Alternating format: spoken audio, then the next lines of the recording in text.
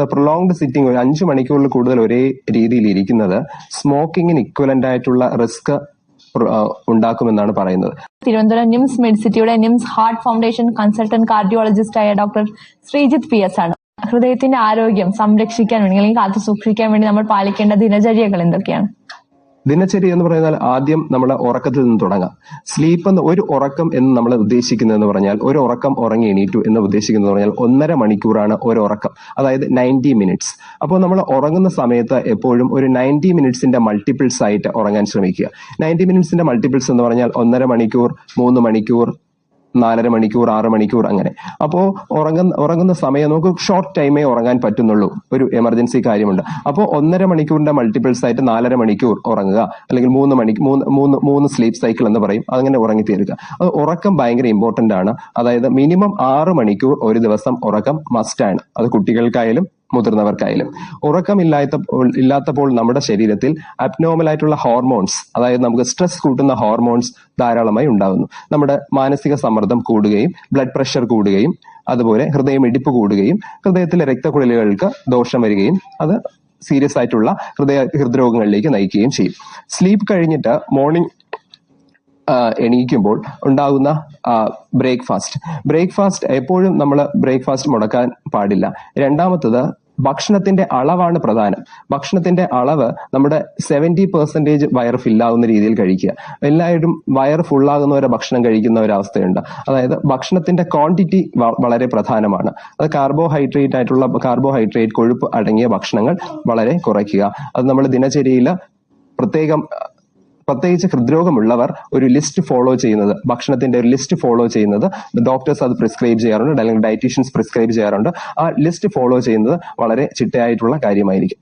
അപ്പോൾ സിറ്റിംഗ് എന്ന് പറയുന്നത് പ്രൊലോങ്ഡ് സിറ്റിംഗ് ഒരു 5 മണിക്കൂറിൽ കൂടുതൽ ഒരേ രീതിയിൽ ഇരിക്കുന്നത് സ്മോക്കിങ്ങിന് ഇക്വലന്റ് ആയിട്ടുള്ള റിസ്ക് ഉണ്ടാക്കുമെന്നാണ് പറയുന്നത്. ഒരുപാട് സ്റ്റഡീസ് US നടത്തിയ സ്റ്റഡീസിൽ പറയുന്നത് പ്രൊലോങ്ഡ് സിറ്റിംഗ് അവോയ്ഡ് ചെയ്യണമെന്നാണ്. അതായത് ഓരോ 1 അവറിലും നമ്മൾ എണീക്കുക, സ്ട്രെച്ച് ചെയ്യുക, കുറച്ച് വാക്ക് ചെയ്യുക, എന്നിട്ട് വീണ്ടും ഇരിക്കുക.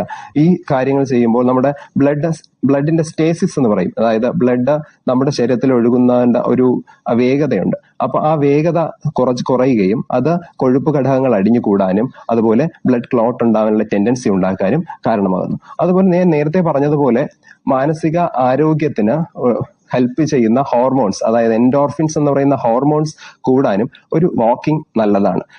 അതുകൊണ്ട് പ്രൊലോങ്ഡ് സിറ്റിംഗ് ആവശ്യമുള്ളവർ 1 അവറിൽ ഗ്യാപ്പിൽ ഒന്ന് നടന്നിട്ട് വന്നിട്ട് ഇരിക്കുക, അല്ലെങ്കിൽ ഒന്ന് സ്ട്രെച്ച് ചെയ്തിട്ട് ഇരിക്കുക, അങ്ങനെ കാര്യം ചെയ്യേണ്ടതാണ്.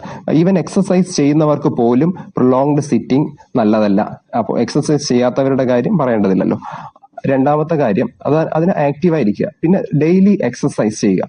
അതായത് 150 മിനിറ്റ്സ് പെർ വീക്ക് എന്നാണ് American diabetic association and American heart association recommend ചെയ്യുന്നത്.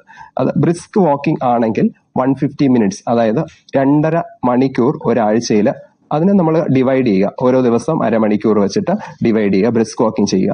ജോഗ് ചെയ്യുന്നവരാണെങ്കിൽ, അതായത് ജോഗ് ചെയ്യുന്നതിന് നമ്മൾ സിവിയർ ഇന്റൻസിറ്റി കൂടിയ എക്സസൈസ് ആണെങ്കിൽ അത് നമുക്ക് 75 മിനിറ്റ്സ് ആയിട്ട് കുറയ്ക്കാൻ പറ്റുന്നതാണ്. യങ്സ്റ്റേഴ്സിനൊക്കെ ജോഗ് ചെയ്യാൻ പറ്റും, അവർ 75 മിനിറ്റ്സ് ആയിട്ട് കുറയ്ക്കുക. 75 മിനിറ്റ്സ് പെർ വീക്കാണ്.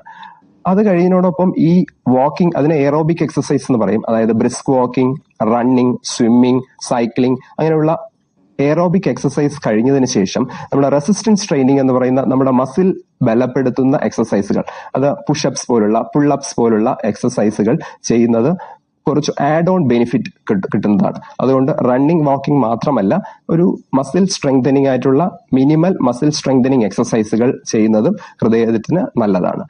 രണ്ടാമത്തെ കാര്യം ഭക്ഷണത്തിന്റെ അളവ് കുറയ്ക്കുക എന്നുള്ള കാര്യം പറഞ്ഞാൽ ഈ ഇൻഫർമേഷൻ എല്ലാ സുഹൃത്തുക്കളുടെയും അറിവിലേക്കായിട്ട് ഷെയർ ചെയ്യുക.